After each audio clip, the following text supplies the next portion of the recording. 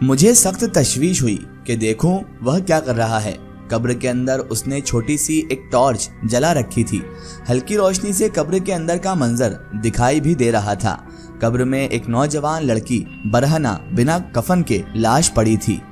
لڑکی کے کفن کو شریف نے پوٹلی بنا کر ایک طرف رکھ دیا تھا اور اب وہ لڑکی کی لاش کے اوپر جھکا ہوا تھا۔ اسے اس حالت میں دیکھ کر مجھے جھرجھری سی آ گئی کہ شریف اتنی گری ہوئی حرکت بھی کر سکتا ہے۔ میں وہاں سے بھاگ جانا چاہتا تھا لیکن میرے پاؤں جیسے من بھر کے ہو گئے تھے، بھاری ہو گئے تھے۔ میرے لیے پاؤں اٹھانا بھی مشکل ہو گیا تھا۔ کچھ دیر بعد وہ قبر سے باہر نکل آیا اور مجھے مجبور کرنے لگا کہ میں بھی وہی شرمناک حرکت کروں جو وہ قبر کے اندر اس لاش کے ساتھ کر کے آ چکا ہے، یعنی کہ اس کے ساتھ وہ زنا کر کے آیا تھا۔ میرے انکار پر اس نے جیب سے پستول نکال لیا اور دھمکی دی کہ میں نے اس کا حکم ماننے سے انکار کیا تو مجھے جان سے مار دے گا۔ زندگی کس کو پیاری نہیں ہوتی؟ اپنی زندگی کو بچانے کی خاطر میں قبر کے اندر اتر گیا اور قبر میں وہی حرکت کر بیٹھا جسے میں چند لمحے پہلے بہت برا سمجھ رہا تھا۔ شریف نے قبر سے کفن نکال کر قبر کو دوبارہ سے پہلے جیسی حالت میں کر دیا۔ اس کام سے فارغ ہو کر شریف مجھے قبرستان سے باہر لے آیا اور وہ دھمکی دی کہ یہ بات میں کسی کو نہیں بتاؤں گا ورنہ سنگین نتائج بھگتنا پڑیں گے۔ میں نے اسے یقین دلایا کہ میں کسی کو یہ بات ہرگز نہیں بتاؤں گا۔ میں کئی دن تک شریف سے نہیں ملا۔ مجھے شریف پر شدید غصہ تھا۔ اس رات اس نے کوئی اچھی حرکت نہیں کی تھی۔ پھر ایک دن خود بخود میرے پاؤں شریف کے گھر کی طرف اٹھ گئے۔ شریف مجھے دیکھ کر بہت خوش ہوا اور رات ہو جانے پر قبرستان لے گیا۔ میں اس کے پیچھے ایسے چل پڑا جیسے اس کا غلام ہوں اور وہ میرا آقا ہے۔ اس رات شریف نے وہی رات والی حرکت کی اور قبر سے باہر آ گیا۔ میں اس کے اشارے کا منتظر تھا۔ اشارہ پاتے ہی میں قبر میں اتر گیا اور اپنے شیطانی عمل مصروف ہو گیا۔ اب ہم دونوں کی دوستی اور مضبوط ہو چکی تھی۔ ہم ایک دوسرے کے رازدار بن گئے تھے۔ میرا حوصلہ بڑھ گیا تھا۔ جس رات شریف قبرستان نہیں جاتا میں اکیلا ہی چلا جاتا۔ قبر سے جو کفن لاتا وہ ایک کفن بیچنے والے کو سستے داموں میں فروخت کر دیتا۔ ایک رات شریف کو دوسرے شہر جانا پڑ گیا۔ میں اکیلا ہی قبرستان چلا گیا اور ایک تازہ قبر کھود کر اندر اترا۔ عورت کا کفن اتار کر میں جیسے ہی اس کی جانب بڑھا اچانک اس کی آنکھ کھل گئی۔ میں ڈر گیا اور اس کے منہ سے لمبے لمبے دانت باہر نکل آئے۔ میں گھبرا کر باہر نکلنے لگا لیکن اس عورت نے میرا پاؤں پکڑ کر اندر کھینچ لیا۔ میں نے بہت کوشش کی قبر سے باہر نکل جاؤں لیکن اس عورت نے مجھے اتنی سختی سے پکڑ لیا کہ میں خود کو چھڑا نہ سکا اور بے بس ہو کر رہ گیا۔ جاتا کہاں ہے شیطان؟ وہ عورت کہا لگا کر بولی۔ مجھے معاف کر دو، مجھے معاف کر دو۔ میں التجا کر رہا تھا۔ میں تجھے نہیں چھوڑ سکتی، تو میری حد میں آ گیا ہے۔ تیری جان تو اب مر کر ہی چھوٹ سکتی ہے، تجھے اس طرح نہیں چھوڑ سکتی، وہ بولی۔ میں نے کہا خدا کے لیے مجھے جانے دو، میں پھر ادھر کبھی نہیں آؤں گا، ادھر کا رخ کبھی نہیں کروں گا، یہ کسی صورت میں ممکن نہیں ہے۔ تیرے دادا کا نام وکیل احمد ہی ہے نا؟ ہاں۔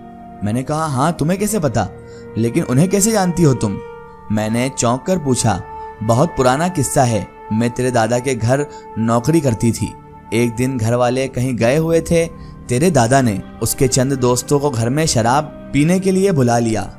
تیرے دادا اور اس کے چند دوست گھر میں شراب میں دھت بیٹھے تھے۔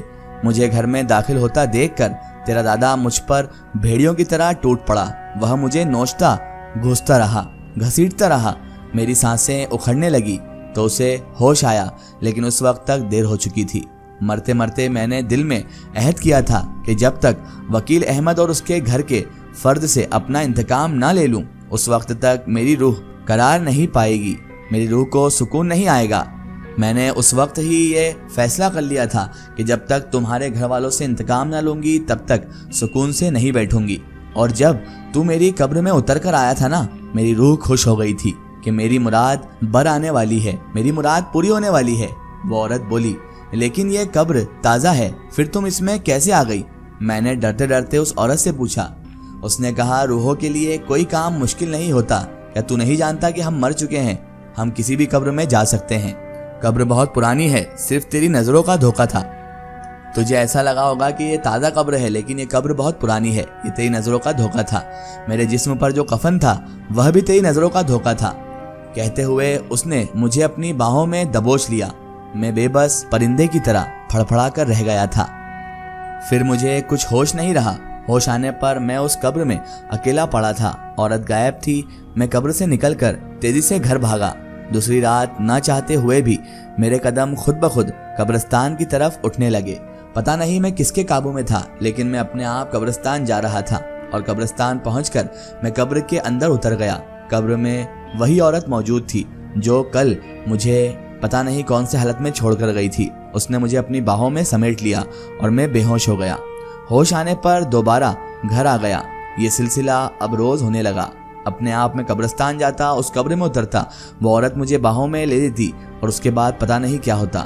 میں اب جسمانی طور پر کمزوری محسوس کرنے لگا تھا۔ ایسا لگ رہا تھا میں اندر سے کھوکھلا ہوتا جا رہا ہوں، کوئی مجھے شدید کمزوری پہنچا رہا ہے۔ ایسا لگ رہا تھا میرا خون کوئی روز چوس رہا ہے۔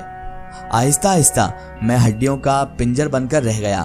تو میں نے نصیر سے کہا، تم یہ بات اپنے والد کو نہ صحیح کسی دوست کو بتا سکتے تھے تاکہ اس کا بر وقت علاج ہو جاتا۔ میں اپنا جرم اور یہ بات بتانا چاہتا تھا، لیکن میں جب بھی یہ بات کسی کو بتانا چاہتا تھا تو دکھائی نہ دینے والے ہاتھ میرے گلے کو دبانا شروع کر دیتے تھے۔ میری سانسیں رکنا شروع ہو جاتی تھی۔ میرے خاموش ہو جانے پر گلے پر ہاتھوں کا دباؤ کم ہو جاتا تھا۔ پھر میں نے بہتر یہی جانا کہ یہ بات کسی کو نہ بتاؤں اور خود کو حالات کے دھارے پر چھوڑ دوں۔ نصیر نے بتایا۔ میں نے پوچھا، کیا وہ عورت درست کہہ رہی تھی؟ تمہارے دادا جان نے ایسی کوئی حرکت کی تھی؟ میں نے اس سے پوچھا تو وہ کہنے لگا، ہاں، میرے دادا جان کے بارے میں مشہور ہے کہ وہ بہت عیاش تھے۔ نہ جانے کتنی عورتیں ان کی ہوس کا شکار ہو کر قبرستان کی زینت بن چکی تھی۔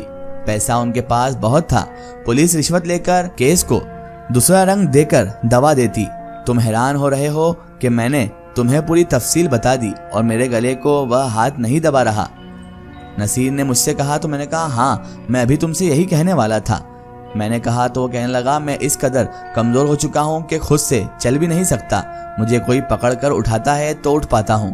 وہ قبر والی عورت خود یہاں آتی رہتی ہے لیکن کسی کو نظر نہیں آتی۔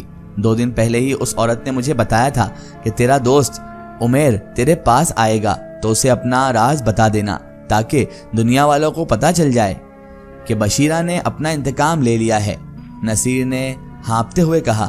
ایسا محسوس ہو رہا تھا کہ جیسے نصیر بہت طویل سفر کر کے آیا ہو اور تھکن سے ہانپ رہا ہو۔ نصیر، تم ہمت نہ ہارو، انشاءاللہ تم ضرور صحتیاب ہو جاؤ گے۔ میں نے اسے دلاسا دیا۔ عمیر، تم مجھے جھوٹے دلاسے مت دو۔ جو مولوی صاحب مجھ پر دم کرنے آتے ہیں وہ کہہ رہے تھے کہ میرے گھر والوں نے روحانی علاج کرانے میں بہت دیر کر دی ہے۔ وہ کوشش کر رہے ہیں لیکن طبیعت بہتر ہونے کی امید نظر نہیں آ رہی۔ وہ عورت بھی کہہ رہی ہے کہ میں 1 ہفتے سے زیادہ نہ جی سکوں گا۔ یہ کہتے ہوئے نصیر کی آنکھوں سے آنسو بہنا شروع ہو گئے۔ میں نے رومال سے اس کے آنسو پوچھنے اور اس کو حوصلہ اور دلاسا دے کر چلا آیا۔ میں اس کے علاوہ اور کر بھی کیا سکتا تھا؟ نصیر سے ملاقات کیے ابھی 1 ہفتہ بھی نہیں ہوا تھا کہ نصیر کے انتقال کی خبر مجھے مل گئی اور بشیرہ نے اپنا انتقام آخر لے ہی لیا تھا اور نصیر کو بھی اپنے گھنونے کارنامے کا، گھنونے فعل کا انجام بھگتنا پڑا اور اسے سزا مل چکی تھی۔ بقول بشیرہ کے ایسے انتقام لینے پر اسے سکون مل جائے گا۔ ممکن ہے کہ ایسا ہو جائے۔ ایسا ہو جانے پر نصیر کے خاندان کے لوگ اب محفوظ ہو جائیں گے۔ بہرحال یہ جو بھی تھا، لیکن ایک ایسی خطرناک سچائی ہے کہ جس سے کبھی بھی نکارا نہیں جا سکتا۔